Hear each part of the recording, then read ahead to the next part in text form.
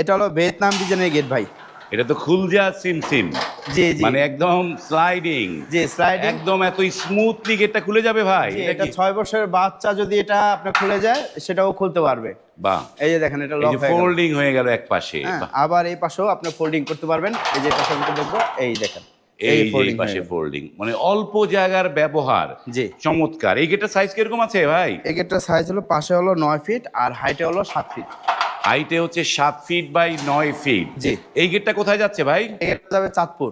চাঁদপুর যাবে। এইটা কি কি মালামাল দিয়েছেন ভাই? যে এটা এটা 5 মিলি জাহাজের প্লেট এবং কি 12 গেজের মোটা বক্স এবং এখানে 14 গেজের মোটা বক্স।